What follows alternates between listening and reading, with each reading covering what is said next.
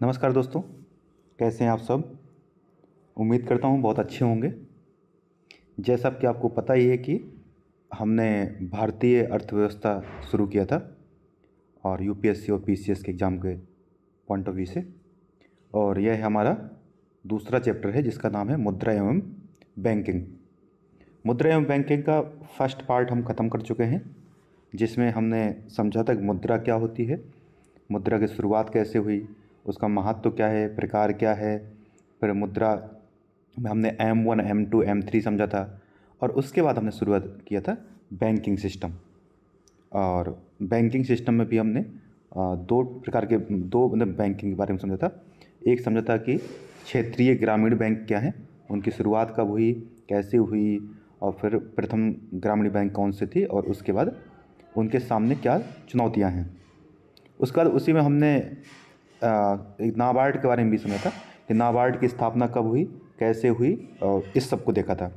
ठीक है दोस्तों, आज ये हमारा दूसरा पार्ट है। इस पार्ट में हम बाकी जो विशेष प्रकार की बैंकें हैं, जैसे सहकारी बैंकों के बारे में और एनबीएफसी के बारे में समझने का प्रयास करेंगे।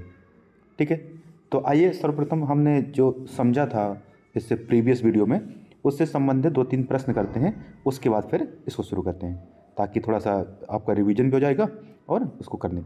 ठीक है, तो आइए दोस्तों, देखिए ये हमारा फर्स्ट क्वेश्चन, इसके बारे में आप ध्यान से पढ़िए फिर उत्तर दीजिएगा। ठीक है, ये है नाबार्ड के बारे में। ठीक है, तो देखिए क्या दिया है।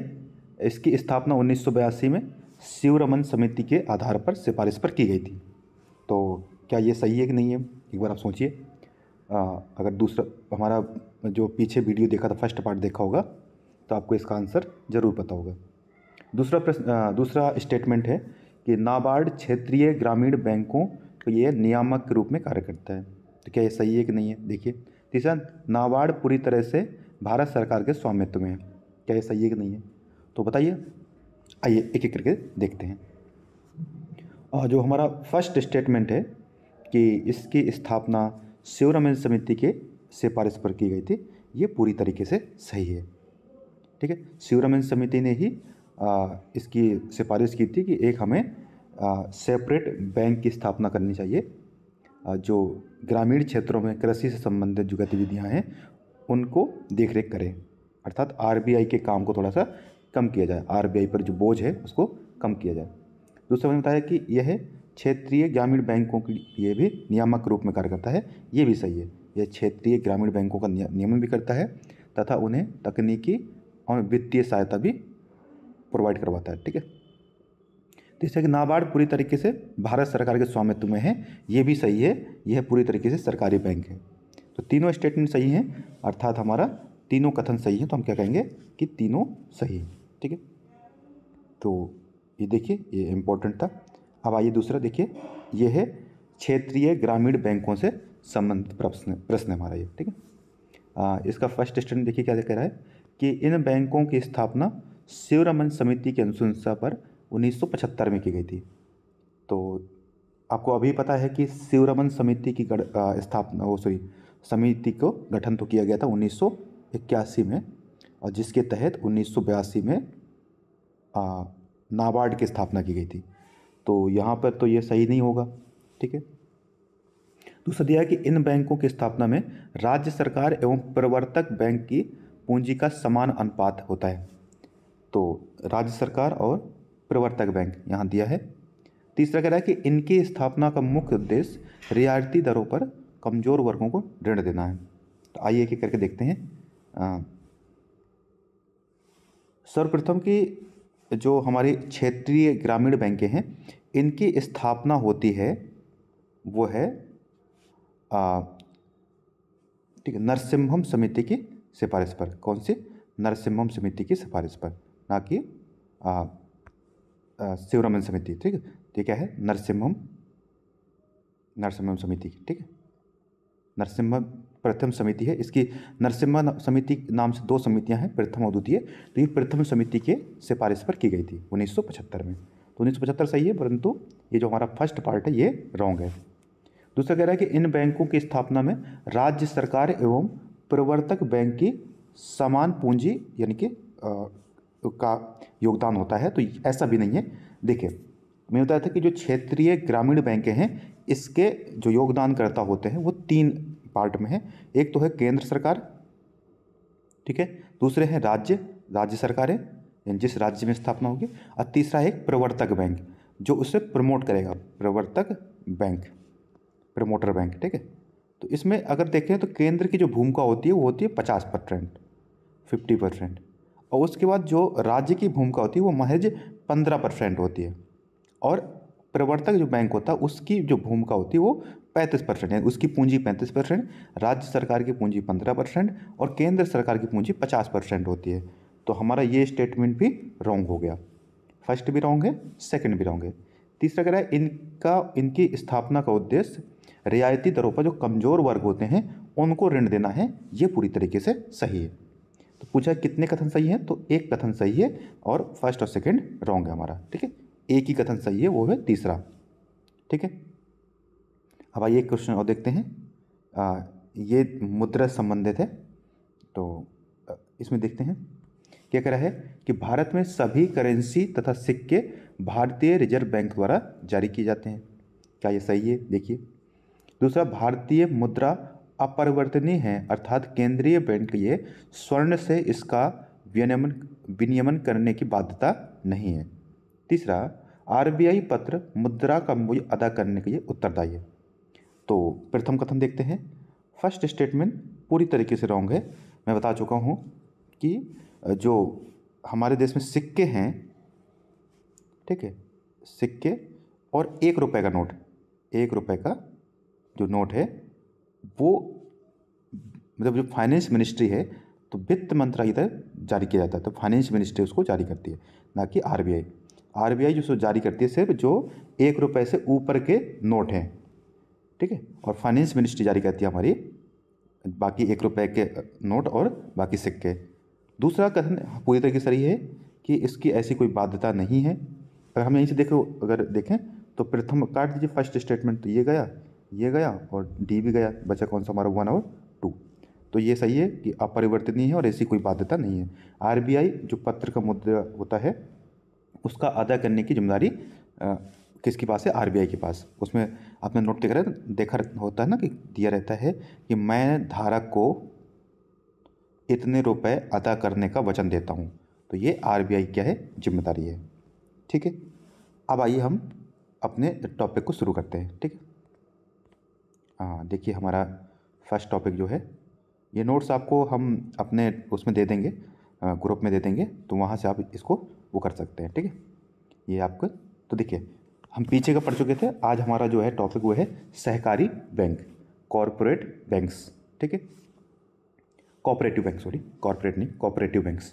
कोऑपरेटिव बैंक्स क्या होते हैं इनको समझते हैं। तो देखिए ये ऐसे बैंक होते हैं यानी कि जो कोऑपरेटिव यानी कि सहकार के सिद्धांत पर कार्य करते हैं। अब सहकार क्या होता है? सहकार का अर्थ होता है कि कुछ सदस्य, मतलब कुछ ग्रुप या सदस्य आपस में इकट्ठे होकर के, जैसे छोटे किसान हो गए, व्यापारी हो गए, कारीगर हो गए, ये जो भी होते हैं वो आपस में इकट्ठा करके एक पूंजी एकत्रित करते हैं, और उस पूंजी का उद्देश्य होता है, उससे एक बैंक स्थापित करते हैं, उसका उद्देश्य होता है जो अपने सदस्य होते हैं उन सदस्यों की सहायता करना, ठीक है। जैसे किसान हैं तो सभी किसान क्या करें, एक साथ एकत्रित होकर के एक समूह या एक ग्रुप इकट्ठा बनाएंगे और उसमें जो भी अपनी योगदान होगा वो योगदान करेंगे, और उसका जो पैसा होगा वो उन्हीं सदस्यों की मदद की जाएगी, यानी उन्हीं सदस्यों को ऋण दिया जाएगा, ठीक है। ये जो वित्तीय यानी कि कह सकते हैं कि इनका मुख्य उद्देश्य क्या होता है, जो कमज़ोर वर्ग होते हैं उनको ऋण देना होता है, ठीक है। बचत को प्रोत्साहित करना होता है सदस्य, ताकि जो आपसी में जो बचत करेंगे उस बचत को इकट्ठा करेंगे और अपने उसमें थोड़ा थोड़ा जमा करते रहेंगे। जो छोटे और मध्यम उद्यम होते हैं उनको भी वित्तीय सहायता दी जाती है, जैसे स्वयं सहायता समूह आदि हो गए, और कृषि गतिविधियाँ जो होती हैं उनको भी बढ़ावा दिया जाता है। तो कोऑपरेटिव सोसाइटी जो होती हैं वो कई प्रकार की हो सकती हैं, ठीक है। अभी आगे हम देखेंगे इसके प्रकार। तो अभी इनका थोड़ा देखते हैं कि इनका जो विनियमन है वो कौन करता है। तो जितनी भी कोऑपरेटिव सोसाइटी हैं इनको दोहरे विनियमन के तहत रखा गया है, ठीक है, दोहरा विनियमन किया गया है, ठीक है। एक तो है जो केंद्रीय बैंक यानी आरबीआई एक्ट 1934 के तहत इनको रखा गया है। ठीक है, तो आरबीआई का ये दिशा निर्देश देता रहता है और इनकी देखरेख करता है। तो आरबीआई। दूसरा है बैंकिंग अधिनियम 1949, जो बैंकिंग रेगुलेशन एक्ट है, जो बैंकिंग विनियमन अधिनियम 1949 है, उसके तहत भी इनको रखा गया है 1966 से। तो ये एक तरीके के बैंक ही हैं। ठीक है, तो दो तो ये हो गया कि आरबीआई एक्ट है और दूसरा बैंकिंग अधिनियम 1949 है। तीसरा, राज्य सरकारों को भी अपने अपने अधिनियम है। ठीक है, तो राज्यों के भी अपने कानून हैं, सहकारी समितियों से संबंधित उनके अपने कानून हैं। ठीक है, और नाबार्ड भी मैंने कहा बताया था पीछे, अभी देखा था हमने, नाबार्ड भी इनको वित्तीय सहायता और इनकी देखरेख करता है। ठीक है, तो जो आरबीआई है, आरबीआई इसमें क्या करता है, इसको देखरेख करता है और इनको दिशा निर्देश देता है। जैसे क्या क्या कि इनको जो बैंकिंग लाइसेंस जारी करना, ये भी बैंकिंग अधिनियम 1949 के तहत इनको किया जाता है। ठीक है, इनको सीआरआर, जैसे कि बाकी बैंकों को रखना होता है, सीआरआर और एसआईआर इनको मेंटेन करना होता है। ठीक है, ये एक इम्पोर्टेंट पॉइंट है, याद रखिएगा कि जो सहकारी बैंक हैं इनको सीआरआर और एसआईआर भी मेंटेन करना होता है। ठीक है, और बाकी इनको निगरानी और प्रबंधन कौन करते हैं, तो राज्यों के भी अपने कानून होते हैं। हम कह सकते हैं कि केंद्र स्तर पर भी और राज्य स्तर पर भी दो स्तरों पर इनकी निगरानी होती है। तो इसे कहते हैं इनका प्रबंधन दोहरे प्रबंधन के तहत ही आते हैं। ठीक है, इनके ऊपर दोहरा विनियमन है और यही इनकी कभी कभी इनके सामने एक समस्या भी है।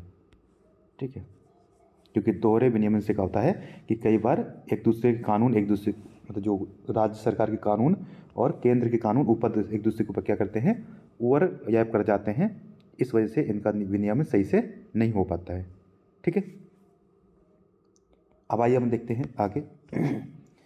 तो कुछ सुधार भी किए गए हैं इनके अंदर, वो देखेंगे बाद में कि क्या क्या सुधार किए गए 2020 में। ठीक है, परंतु आइए थोड़ा सा ये सुधार बाद में देखते हैं। अब हम थोड़ा सा इनको विभाजित करते हैं। जो सहकारी समितियां हैं इनको दो भागों में बांट सकते हैं। एक हैं शहरी सहकारी समितियां, ये हमने आरबीआई की वेबसाइट से उठाया है, जिसको 2021-22 के तहत बताया गया है, डाटा दिया गया है कि इतनी सहकारी समितियां हैं, उनमें से शहरों में और ग्रामीण क्षेत्रों में। शहरी क्षेत्रों में दो प्रकार की सहकारी समितियां हैं, इनको हम कहते हैं अनुसूचित सहकारी समितियां और गैर अनुसूचित सहकारी समितियां।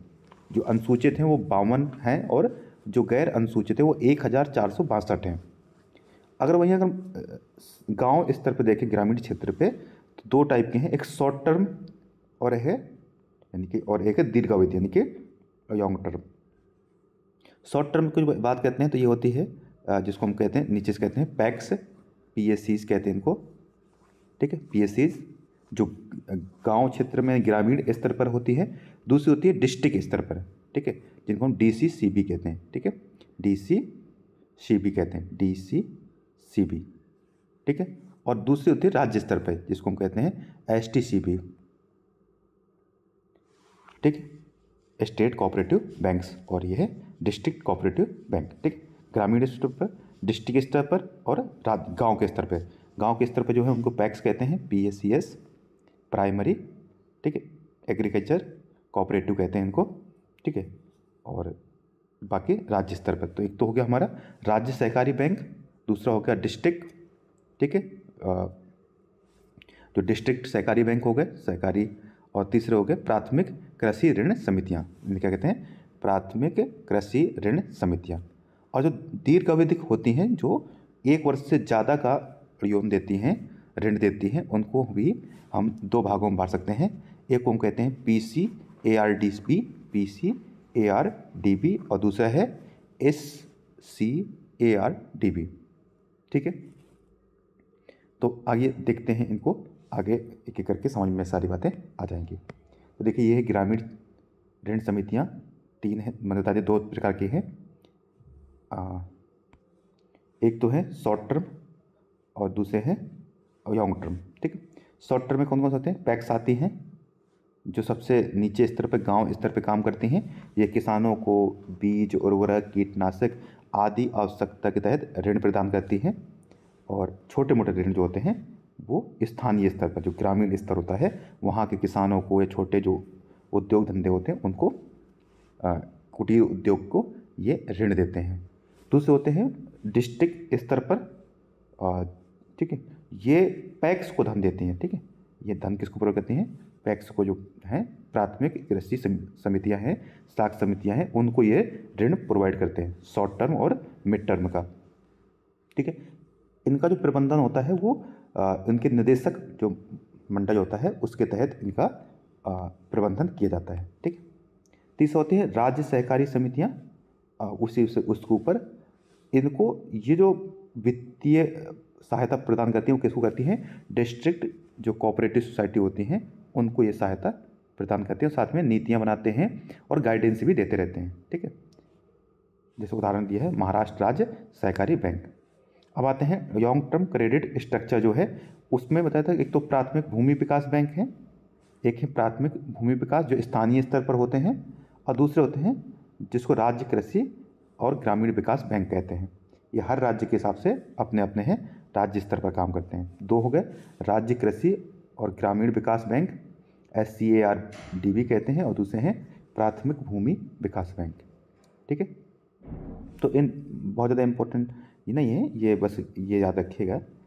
ठीक है, अब आइए देखिए, एक 2020 में UPSC ने एक प्रश्न पूछा था इसी से, देखिए क्या कहता है। अच्छा, थोड़ा सा इनका देखते हैं कि विनियमन कैसे होता है। ठीक, ये देखिए क्या दिया है, कृषि क्षेत्र को आइए पकाइए ऋण प्रदान करने के संदर्भ में जो DCCBS और अनुसूचित वाणिज्यिक बैंक जो हैं वो क्षेत्रीय ग्रामीण बैंकों की तुलना में अधिक ऋण प्रदान करते हैं। तो ये सही नहीं है। क्षेत्रीय ग्रामीण जो बैंक हैं, अगर डेटा देखा जाए तो ये ज़्यादा ऋण प्रदान करते हैं, ना कि जो केंद्रीय सहकारी ग्रामीण बैंक हैं। ठीक है, और अनुसूचित वाणिज्य बैंकिंग, उस सबसे ज़्यादा जो ऋण है ग्रामीण स्तर पर कृषि क्षेत्र को कौन देता है? क्षेत्रीय ग्रामीण बैंक। तो ये स्टेटमेंट हमारा रॉन्ग हो गया। दूसरा कह रहा है कि DCCB जो है डिस्ट्रिक्ट कोऑपरेटिव जो बैंक होती हैं, ये सबसे एक प्रमुख कार्य क्या है कि प्राथमिक साख समितियों को निधि प्रदान करते हैं। तो ये बताया था मैंने आपको कि जो डिस्ट्रिक्ट स्तर पर होती हैं वो क्या करती हैं? प्राथमिक साख समितियाँ जो होती हैं उनको ऋण प्रदान करते हैं या उनको धन निधि प्रोवाइड कराते हैं ताकि वो आगे किसानों को ऋण दे सकें। तो फर्स्ट स्टेटमेंट रॉन्ग हो गया और दूसरा हमारा सही हो गया। तो ये आसान सा प्रश्न था। ठीक है, आइए ये देखिए डाटा दे रखा है यहाँ पे थोड़ा सा कि ग्रामीण क्षेत्रों और शहरी क्षेत्रों में किस तरीके से बांटा गया है। ठीक है, तो शहरी क्षेत्रों में 33% जो समितियाँ हैं उनमें भी दो प्रकार की हैं, गैर अनुसूचित और अनुसूचित। अनुसूचित 15% और गैर अनुसूचित 18%। और वहीं अगर राज्य ग्रामीण स्तर में देखेंगे तो 67% के आसपास है। ठीक है, उसमें भी DCB 29% है। ठीक है, जो शॉर्ट टर्म के ये, और STBT जो है स्टेट स्तर पर जो है वो 19% और पैक्स जो है वो 17% है। तो ये एक चार्ट दे रखा है, RBI का ये डेटा है। ठीक है, अब आते थे अर्बन कोऑपरेटिव बैंक जो है UCB जिनको कहते हैं, ये शहरों या अर्ध शहरी क्षेत्रों में कार्य करती हैं। जो हमने अब अभी ऊपर देखा था वो ग्रामीण क्षेत्रों पर काम करती हैं और ये शहरी या अर्ध शहरी क्षेत्रों में कार्य करते हैं। ठीक है, इनका मुख्य उद्देश्य क्या होता है? जो शहरी या अर्ध शहरी क्षेत्रों में जो छोटे व्यवसायी होते हैं, कारीगर होते हैं, इनको वित्तीय सहायता प्रदान करना। जबकि जो ग्रामीण स्तर पर वो किसानों पर मुख्यतः फोकस होते हैं, किसान या जो भी कुटीर उद्योग करते हैं, छोटे छोटे उद्योग, उन पर फोकस करते हैं। ठीक है, जबकि ये कौन है? ये छोटे व्यवसायी हो गए, कारीगर हो गए या वेतनभोगी कर्मचारी हो गए, इन सब की सहायता करते हैं।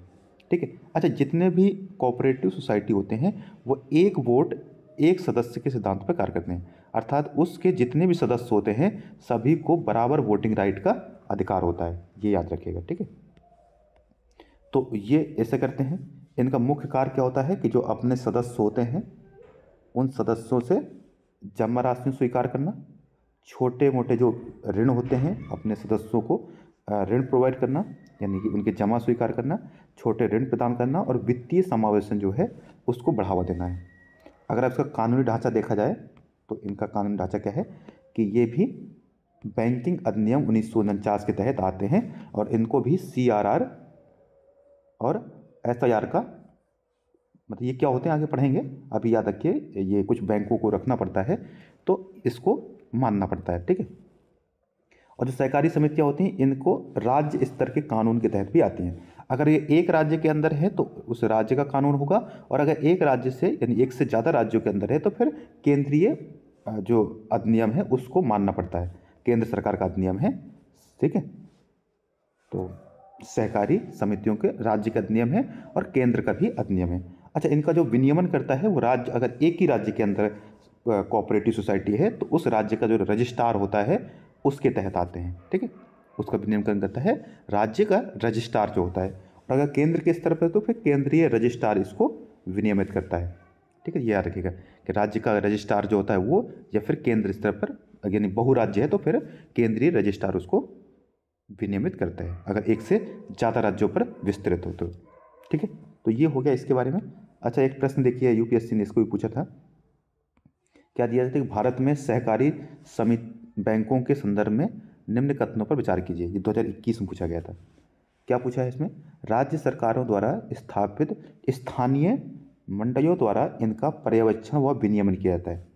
अभी बताया मैंने कि ये राज्य के द्वारा रजिस्ट्रार जो होते हैं राज्य के, उनके द्वारा विनियमन किया जाता है। ठीक है। तो ये स्टेटमेंट रॉन्ग हो गया। नेक्स्ट दिया है कि ये इक्विटी शेयर और अधिमान शेयर जारी कर सकते हैं। हाँ, ये पूरी तरीके से सही है कि ये इक्विटी शेयर भी जारी कर सकते हैं और अधिमान शेयर भी जारी कर सकते हैं। ये क्या होते हैं दोनों शेयर, ये हम जब शेयर मार्केट पढ़ेंगे तब इसको समझेंगे।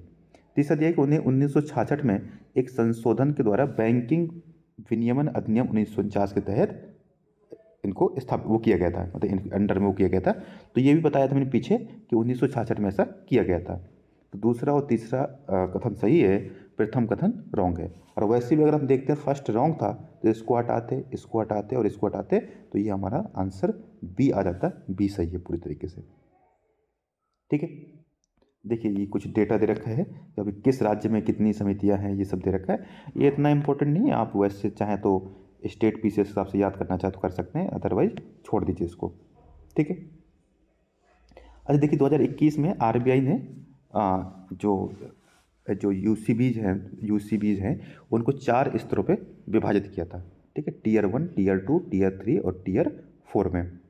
टियर 3 वो हैं, ठीक, सभी यूनिट यूसीबी जो हैं और वेतन पाने वाली यूसीबी, ठीक है, जिनको कोई भी राशि निर्धारित नहीं की है, या कह सकते हैं, तथा अन्य सभी जिनके पास 100 करोड़ की संपत्ति है वो टियर 1 में आएंगे। यानी ऐसी सभी यूसीबीज जो सबसे नीचे स्तर पर हैं जिनके पास 100 करोड़ तक की संपत्ति है वो किस में आएंगे? टियर 1 में। 100 करोड़ से 1000 करोड़ की जो जिनके बीच राशि होगी वो टियर 2 में आएंगी।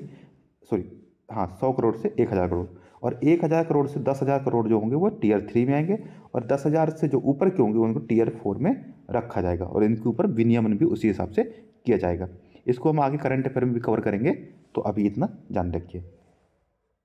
अगर हम बात करें कि इनके सामने चुनौतियाँ क्या हैं, जो हमारी सहकारी समितियाँ हैं इनके सामने कुछ चुनौतियाँ भी हैं। ठीक है।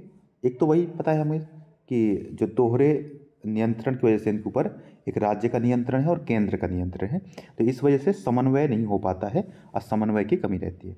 दूसरा, इनके पास एनपीए की बहुत ज़्यादा दिक्कत है। ठीक है। इनके पास ऋण की जो एनपीए हो जाना, अर्थात जो व्यक्ति को ऋण देते हैं वो समय पर चुका नहीं पाते हैं, उसकी बड़ी समस्या है। कभी कभी इनका जो निदेशक मंडल होता है उस पर राजनीतिक प्रभाव बहुत ज़्यादा बढ़ जाता है, ग्रामीण स्तर पर या डिस्ट्रिक्ट स्तर पर, तो इस वजह से भी इसकी एक समस्या है। ठीक है। अभी भी इसमें साइबर सुरक्षा जैसी चिंताएं हैं और कुप्रबंधन भी इसमें बहुत बड़े पैमाने पर देखा गया है। तो ये इसके समस्याएं हैं जो मेंस में काम आ सकती हैं। तो क्या कर सकते हैं, सुझाव क्या है? अगर आप जानते हैं यूपीएससी में ऐसा प्रश्न आता ही है कि आप क्या सुझाव हैं, तो कुछ सुझाव देखते हैं। जैसे कि इसका जो विनियमन, दोहरा विनियमन है, उसको ध्यान में रख करके कुछ ऐसा किया जाए ताकि इसका दोहरा विनियमन समाप्त किया जा सके और सभी कार्य आरबीआई ही देखे, ऐसा कर सकते हैं। दूसरा है कि इसमें जो प्रौद्योगिकी उन्नयन है, जैसे कोर बैंकिंग सॉल्यूशन है सीबीएस, उसको अपनाना चाहिए। क्या होता है आगे समझेंगे। और डिजिटल बैंकिंग, साइबर सुरक्षा से भी ध्यान देना चाहिए। पारदर्शिता और जवाबदेही को बढ़ाना चाहिए। इसके आंतरिक और बाहरी ऑडिट करवाना चाहिए। ठीक है। और जो इसका एनपीए है उसको कम करने का प्रयास करना चाहिए। ठीक है। तो एनपीए पर प्रबंधन योजनाएं पर सरकार को ध्यान देना चाहिए। ठीक है। तो ये हो गया हमारा इसके बारे में। अब देखते हैं जो हमारा नेक्स्ट है वो है एनबीएफसी, गैर बैंकिंग वित्तीय कंपनियां। अब ये क्या होती हैं गैर बैंकिंग वित्तीय कंपनियां? जैसे नाम से ही जाहिर है कि गैर बैंकिंग, यानी ये बैंकिंग नहीं है, यानी बैंक जैसे नहीं है, परंतु ये भी वित्तीय कार्य करते हैं। अर्थात ये बैंक नहीं है, परंतु ये है अब दूसरों को उधार देते हैं। बैंक में क्या होता है, अब देखो अगर हम इसकी परिभाषा पे जाएं तो इसकी परिभाषा है आरबीआई अधिनियम के तहत क्या कहा गया है, आरबीआई अधिनियम 1934 की धारा 45 IA में दिया गया है इसकी परिभाषा कि हम किसको एनबीएफसी मानेंगे। एक होते हैं जो ऋण प्रदान करते हैं दूसरे को, शेयर बॉन्ड और डिबेंचर में निवेश करते हैं, ये संपत्तियों का वित्त पोषण करते हैं, जैसे सड़क बनाना है, ठीक है, तो उस पर निवेश करेंगे, सड़क पर निवेश आदि पर निवेश करते हैं जो संपत्ति हैं, और चिट फंड आदि पर वित्तीय गतिविधियों को विनियमित करते हैं, इनको हम एनबीएफसी कहते हैं। ठीक है। अच्छा, एनबीएफसी और बैंकिंग में क्या अंतर है कि एनबीएफसी जमा मांग स्वीकार नहीं कर सकती हैं, जबकि बैंक जो है वो जमा मांग स्वीकार कर सकते हैं। अर्थात कि जो एनबीएफसी होते हैं आप वो क्रेडिट सॉरी जो एनबीएफसी होते हैं वो डेबिट कार्ड जारी नहीं कर सकते। ये इंपॉर्टेंट बात है, देखिए कि जो एनबीएफसी हैं वो डेबिट कार्ड जो है वो जारी नहीं कर सकते। वैसे एनबीएफसी दो प्रकार की होती हैं, एक जमा स्वीकार करती हैं और एक जमा स्वीकार नहीं करती हैं। तो आप कहेंगे कि अभी तो कह रहे थे कि एनबीएफसी जमा स्वीकार नहीं करती हैं, तो मैंने कहा हाँ, परंतु वो एनबीएफसी जो जमा स्वीकार करती है वो एफडी होती है, यानी फिक्स्ड डिपॉजिट होती है, या उसको कहते हैं टर्म डिपॉजिट। यानी कि कुछ एनबीएफसी ऐसी हैं जो जमा स्वीकार करती हैं परंतु वो एफडी के रूप में, यानी 5 वर्ष 10 वर्ष 15 वर्ष ऐसे। ये नहीं कि आपने आज जमा किया और कल आपका मन किया कि मुझे पैसे चाहिए तो वो दे देंगे, तो यानी कि ये डिमांड डिपॉजिट स्वीकार नहीं कर सकते हैं, अर्थात ये डेबिट कार्ड जारी नहीं कर सकते हैं, जिसको हम आप एटीएम कहते हैं। तो ये डेबिट कार्ड जारी नहीं कर सकते हैं, तो डेबिट कार्ड का अर्थ होता है कि जब आपका मन किया आप बैंक पे गए, एटीएम पर दसाया और अपने पैसे बाहर, ऐसा नहीं कर सकते। तो एनबीएफसी दो प्रकार की हैं, एक जमा स्वीकार कर सकती हैं और दूसरे जमा स्वीकार नहीं कर सकती। जो जमा स्वीकार करती हैं वो सिर्फ और सिर्फ टाइम डिपॉजिट जमा कर सकते हैं, डिमांड डिपॉजिट जमा स्वीकार नहीं कर सकते हैं। ये अंतर है मुख्यतः। बाकी ये भी क्या करते हैं, वही मैंने कहा इनका मुख्य कार्य क्या है कि ऋण प्रदान करना, ठीक है, साख समितियां हैं, और बिजनेस को फाइनेंस करना, जो छोटे मोटे उद्योग होते हैं इनको वित्तीय सहायता देना, इंफ्रास्ट्रक्चर को जैसे कि सड़क है, रोड, परिवहन है, इन सब के बुनियादी ढांचे पे विकास में ये योगदान करते हैं। ठीक है, तो ये सारे के सारे इनके कार्य हैं। ठीक, अगर आगे देखें कि जो एनबीएफसी का विनियमन कैसे होता है, जैसे बाकी देखा था, तो इसमें भारतीय रिजर्व बैंक के मुख्यतः इसका होता है। एनबीएफसी के बैंकिंग कार्यों का विनियमन करता है आरबीआई करता है। आरबीआई इसका क्या करता है, विनियमन करता है मुख्यतः तो ये। अच्छा, एक चीज़ याद रखिए कि चूंकि ये डिमांड डिपॉजिट स्वीकार नहीं कर सकते, तो इसलिए इन पे एसआईआर और सीआरआर का जो है उसकी कोई इसमें ज़रूरत नहीं पड़ती है, जबकि जो हमारी सहकारी बैंक है उनको सीआरआर एसआईआर मेंटेन करना पड़ता है, क्योंकि वह एक तरीके के बैंक है। परंतु एनबीएफसी बैंक नहीं है, इस वजह से इनको ये नहीं करना पड़ता, परंतु इनको एक रेशियो मेंटेन करना पड़ता है जिसको हम कहते हैं सीएआर। ठीक है, सीएआर क्या होता है, कैपिटल एडेक्वेसी रेशियो, अर्थात इतना पैसा तो कम से कम इनको अपने पास रखना ही पड़ेगा। तो वो है 15%, जितना ऋण देंगे उसका 15% इनके पास कम से कम होना चाहिए। ठीक है, बाकी कुछ इनके ऊपर और भी मतलब विनियमन है। ठीक है, कई सारे पार्ट में बांटा गया है। अच्छा, कुछ अदर एनबीएफसी हैं जिनको दूसरी संस्थाएं विनियमित करती हैं, जैसे जो म्यूचुअल फंड से संबंधित या निवेश सेवाओं से संबंधित कोई भी एनबीएफसी होगी जो म्यूचुअल फंड पर निवेश करती होगी, उसको सेबी विनियमित करती है। उसी प्रकार एक नेशनल हाउसिंग बैंक है, ठीक है, जो हाउसिंग को फाइनेंस करती हैं, उनको राष्ट्रीय आवास बैंक वो करते हैं। ठीक है। अच्छा, एक जो बैंकिंग से संबंधित, जो इंश्योरेंस से संबंधित है, जितनी भी जो इंश्योरेंस संबंधित जितनी भी एनबीएफसी हैं, उनको इरडा जो है उनको विनियमित करता है। तो ये याद रखिए, इरडा एक संस्था है जिस प्रकार से सेबी है और एनबीएफसी, वो आगे समझेंगे हम क्या होते हैं, तो आप अभी इतना ध्यान रखिएगा। ठीक है, तो ये हो गया हमारा कि कैसे विनियमन होता है। तो आरबीआई मुख्यतः विनियमन करता है, परंतु जो वैसे संबंधित जो इन्वेस्टमेंट से संबंधित जैसे म्यूचुअल फंड वगैरह हो गया, तो इनको सेबी, और हाउसिंग जैसे जो हाउसिंग से संबंधित जितनी भी एनबीएफसी उनको एनएचबी यानी कि राष्ट्रीय हाउसिंग बैंक या आवास बैंक जो है वो इसको विनियमित करती है। और जितनी इंश्योरेंस संबंधित है उनको इरडाई जो है वो विनियमित करता है। तो ये याद रखिएगा, ठीक है। तो ये हो गया हमारे एनबीएफसी के बारे में, ठीक है दोस्तों। तो ये हो गया हमारा आज का वीडियो जिसमें हमने एनबीएफसी समझा, एनबीएफसी क्या है। नेक्स्ट जो इसी के और थोड़ा सा हम आगे नेक्स्ट वीडियो जो आएगा उसमें हम समझेंगे कि एनपीए क्या होता है, ठीक है, और भारत में एनपीए क्या दिक्कत है, तो एनपीए समझेंगे। फिर बाकी समझेंगे जो बैंकिंग के सामने कौन कौन सी चुनौतियाँ हैं, ठीक है, बैंकिंग के सामने क्या क्या चुनौतियाँ हैं और इन पे सुधार करने के लिए क्या क्या अभी तक कदम उठाए गए हैं, ठीक है, और सरकार ने क्या क्या किया है। और कुछ और प्रश्न जो अभी तक पूछे गए यूपीएससी में उनको भी देखेंगे। मुझे उम्मीद है कि आपको हमारा जो सीरीज है वो बहुत पसंद आ रही होगी। आपके यदि कोई सुझाव है तो आप कमेंट में अवश्य बताएं, मैं उस पर मतलब प्रयास करूंगा कि आपके सभी प्रश्नों का उत्तर दिया जाए, और जो भी सुझाव होंगे सुधार को हम वो सुधार भी करने का प्रयास करेंगे, ठीक है। तो अपने दोस्तों के साथ साझा कीजिए, हमारी टीम को थोड़ा सा सहयोग होगा इससे, ठीक है। और अपने कमेंट करें जो भी सुझाव हों, ठीक है, शेयर करें, सब्सक्राइब भी करने अगर नहीं किया अभी तक तो। और धन्यवाद, जय हिंद।